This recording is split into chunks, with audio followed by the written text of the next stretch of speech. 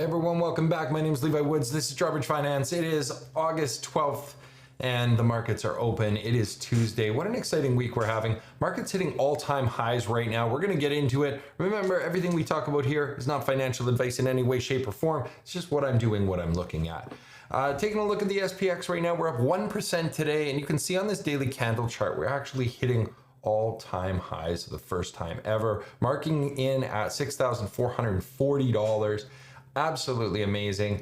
NQ futures marking at 23,914, also all-time highs on the NQ. So we have never had stock market valuation as high as today, and it is a pretty great time to be a long-term trader. It is an excellent time to be an options trader.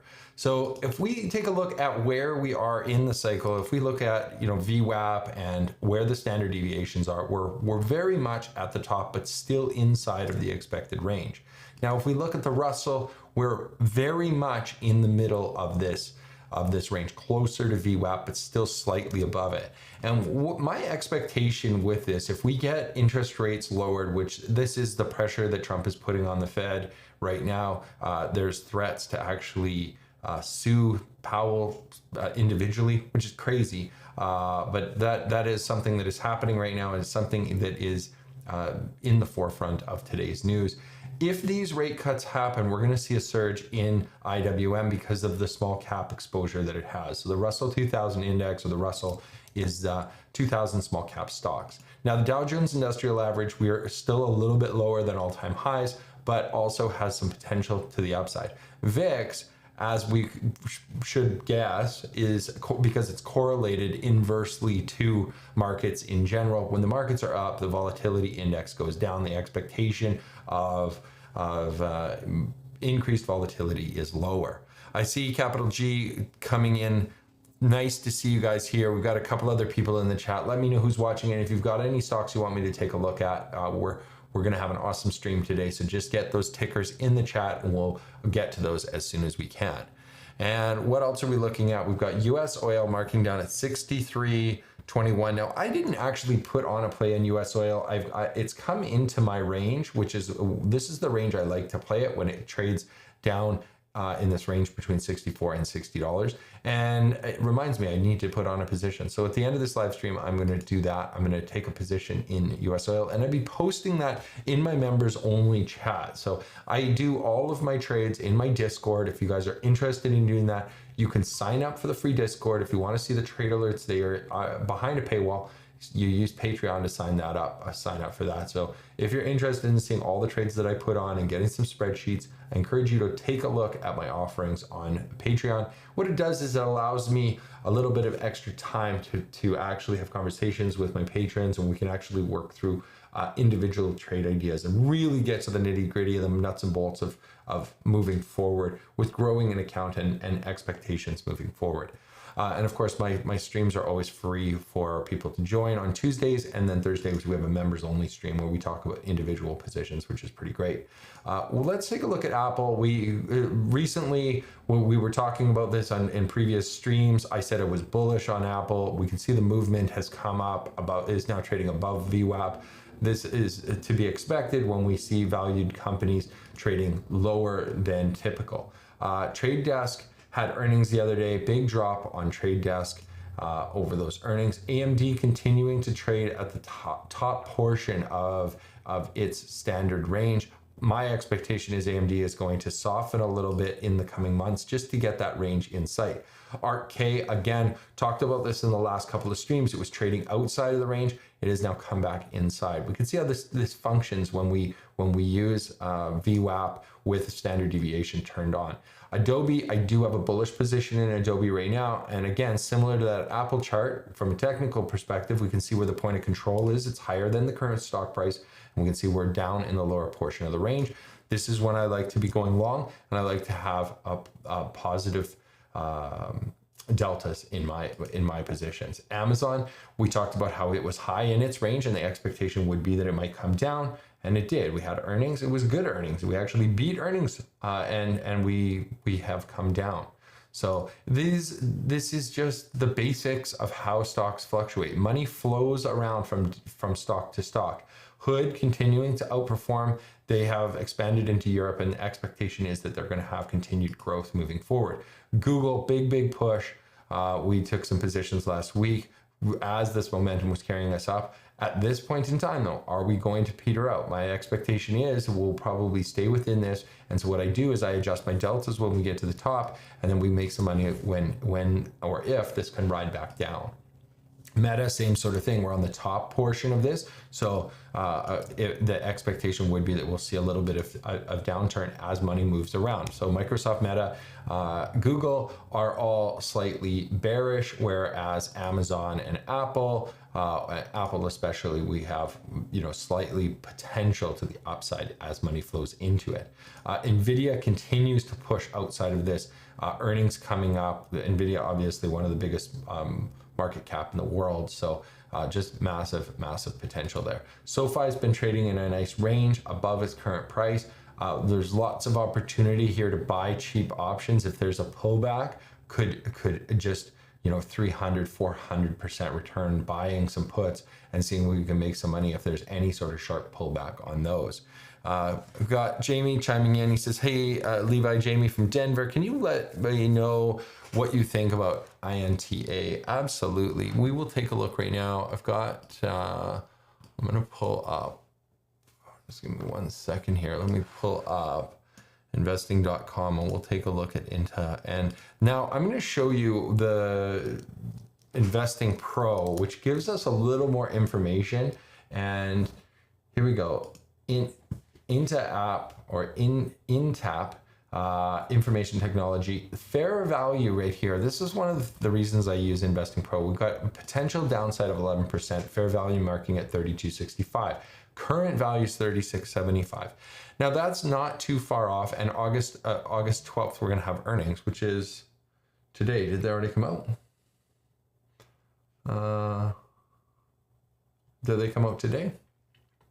Somebody chime in and let me know if the earnings actually came out or not. I can't see on this. I didn't see, and I don't follow this stock, but I wish it showed. It shows the day, but I don't think we've actually reported earnings. So, not all of these sites are the same. They don't say after hours so this is either after hours or before hours. We saw 3% change today, which isn't indicative of a move either way. But fair value being 32.65, what I might do at this point in time is either play an options trade or look for a post options trade, depending. So when I am setting up something to trade over earnings, I'm typically selling options because the volatility is high and the volatility is going to be lower regardless of price movement.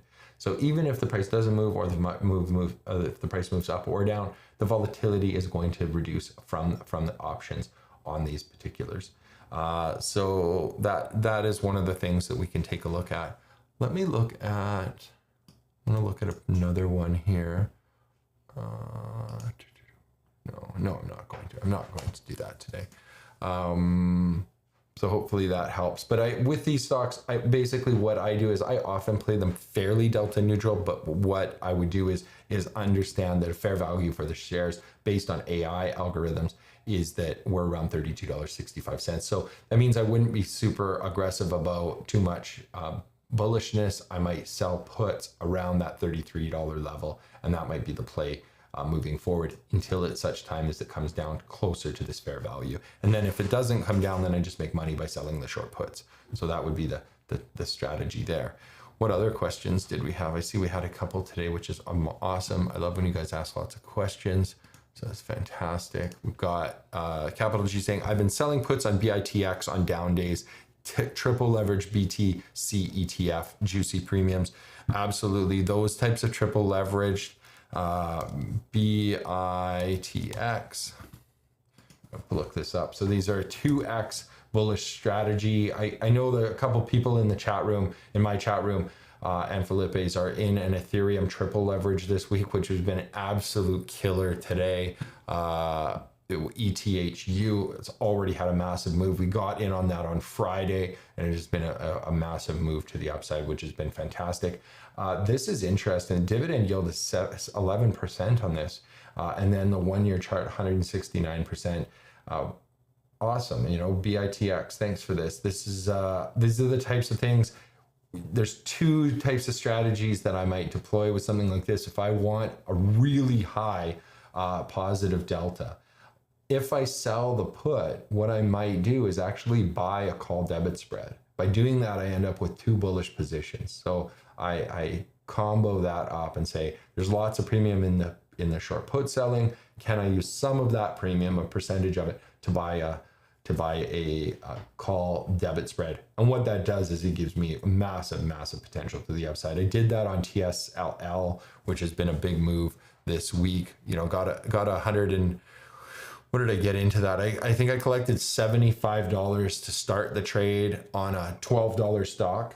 So that's like 4%, 5% in a week. And then currently to close this week's contracts, they're worth another $92. So basically $125 return, or 10% return on capital in a single week, trading these triple leverage, so TSLL. And again, those are available. Those specific trades that I put on are available in my chat room. So when we talk about this and we're looking at what we're doing, once I've done my research and I know exactly what levels I'm going to be putting in, I post those trades, the live trades that I make, right in my Discord. And I'm not the type of person that does like super flashy fast trades. So it's very easy for people to see a position an hour later, 2 hours later, or sometimes even the next day and say, oh, that's an interesting position Levi took. I can get into that because I don't like the day trade. It's too stressful for me. So I don't do very many last minute trades, and I don't do things that move so quickly that you make 10% in 10 minutes. It's fantastic, but nobody can follow that. So I just don't do it at all. Not really my thing. Dennis says, good afternoon. Good afternoon, Dennis. Always good to have you here. I hope you got your spreadsheet sorted out. It looked like it was all working, so that's good. We were chatting about the spreadsheet and how it works because I use my custom Google sheet that I made. It's called the Rolling Options Record Keeper, and it's available for patrons of the options tier level, or you can purchase it on my website, drawbridgefinance.ca, if you're interested in that. Coach Z says, hi, greeting from Charleston, South Carolina. I bought Pan W 168 last week, along with Lily 626 last week. I have at the money put credit spreads on both for the 9/19 expiration. Thoughts on either?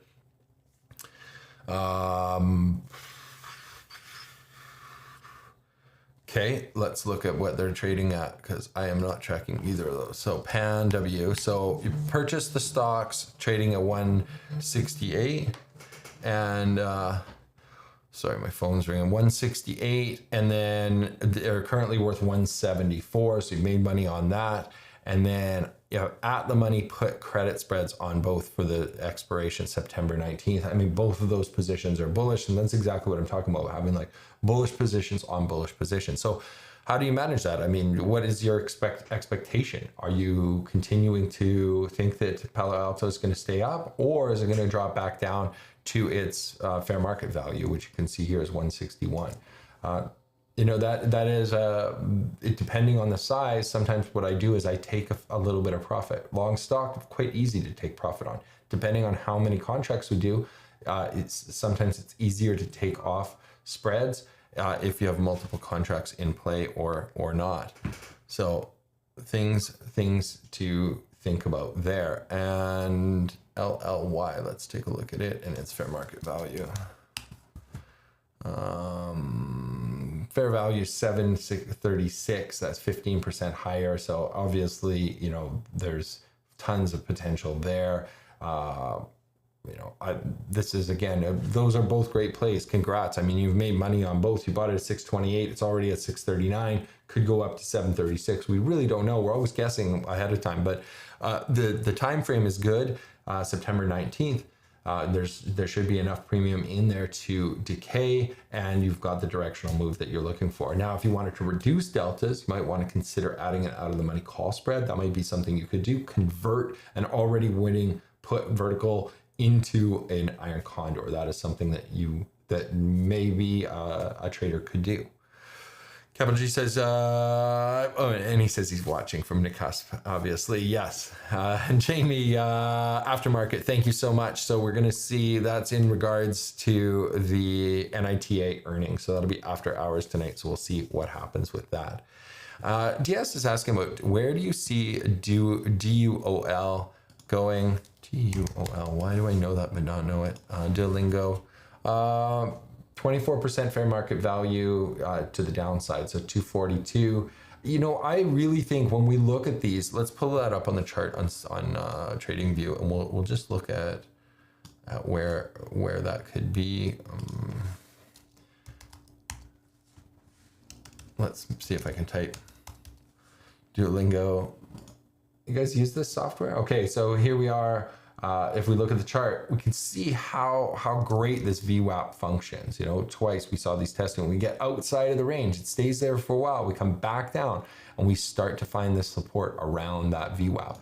Point of control is slightly lower. If from a technical perspective, if we look at the volume, we're going to see this volume chart correct right now, but we have some large spikes. So this is where I'm looking for potential plays. If I wanted to use options with this, we're definitely seeing some support levels at here, but it's also above its fair market value. So fair market value being, what did we say here? I've covered it up, 242. So let's mark that on this chart, and then we can kind of use that as a target. So 242 being down here. What I like to do is use a combination of things. I use a little bit of technical analysis from looking at these charts, and then I use these levels off of like Investing Pro. We definitely saw a movement on earnings too. So stock price was here, earnings came out, they were a beat, stock price came up, and then mean reverted down. I shouldn't say mean reverted, that's the incorrect term. It reverted down. It didn't mean revert, it just reverted. So we're seeing this level. I think that there is plenty of support at these levels, but I would be targeting this 242 and above for any options plays that I would be looking at. And could go either way, because that is definitely within the standard deviation off the VWAP. Okay, what else do we have? BITX, isn't that what I typed in?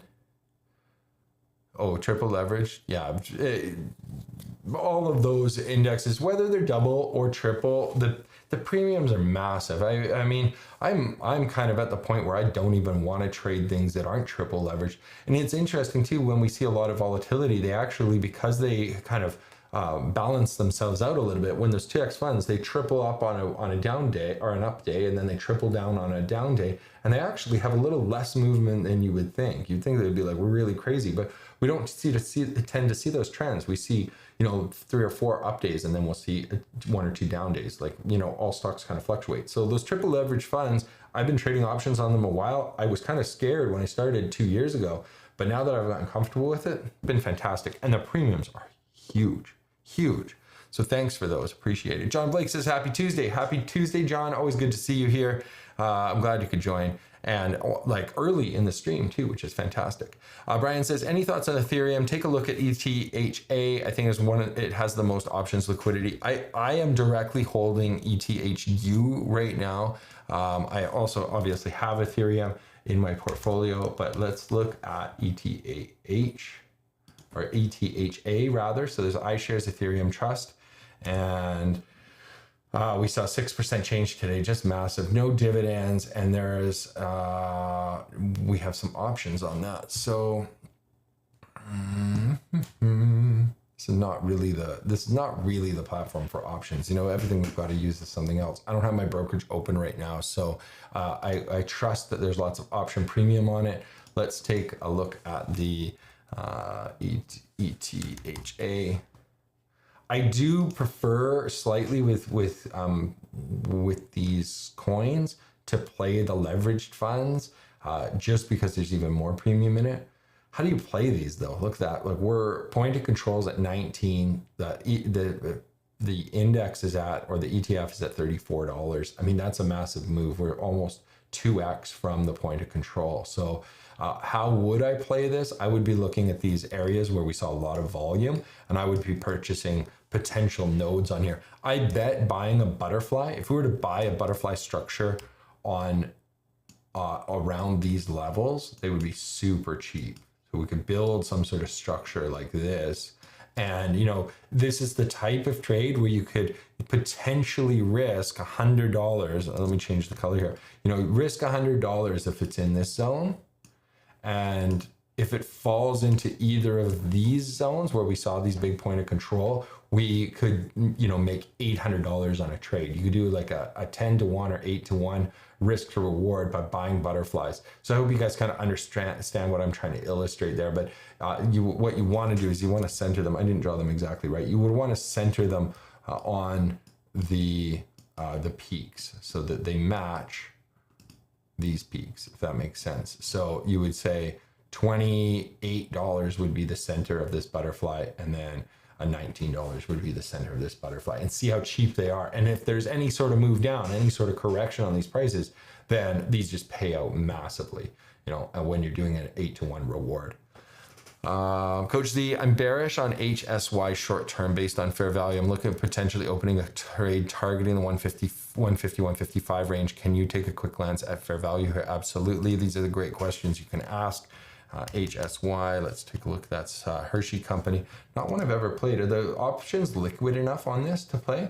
We've got a range from 191 down to 149. So, about a 40-point range. We're point of controls at 169. And if we take a look at this, this is where me guessing, I'm like, oh, well, we're probably going to see fair value around 169. Fair value is 177, so right at fair value now. And this is an interesting thing, we can kind of guess, but this is where we use all the tools and stuff like membership to Investing Pro. I have a link in the description if you guys want to sign up. Gives me a little kickback, gives you the absolute best rate you can get anytime when you use YouTubers affiliate links. And if you were to get into fair value or into Investing Pro, this is just another tool for us to say, okay, what is our assessment? I mean, I can do technical analysis on this all day long, and I can draw out a bunch of things. I can look at VWAP, but that fair value would have helped us a ton if we were looking at this a couple of days ago and saying, hey, it's at 198 and the fair value is at 177. That would help us because it came right back down to that level. And it's also coming back down closer to VWAP. So there's multiple indicators showing us where the stock could potentially go to help us. What we want to do is leverage our money so we can have like $100 risk, $800 gain. That's where it is. So building big structures. Brian saying, I'm also looking to buy at a pullback since at all-time highs. So just sold some puts deep out of the money for Ethereum. Yeah, absolutely. I totally get selling short puts.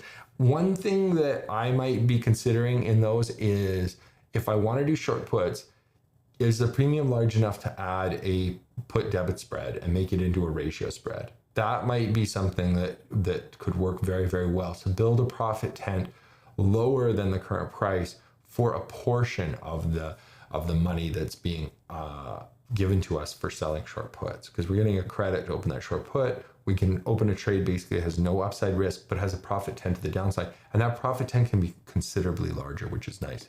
Capital G says, I'm 15x long on Ethereum at BTCC, not options related, just a good way to level up gains. 15 times long on Ethereum at BTCC. I'm just trying to follow that. This is, we're looking at the daily chart. BTCC 34, 36. Jeff, can you add a little bit more clarity to your comment? I'm 15x long. Have you just made 15 times? That's awesome, because that's the one way to do it. I mean, these funds, the movement in crypto has been fantastic this last little while, and Trump is really pushing that. I would see, we've been saying this on my streams for a while.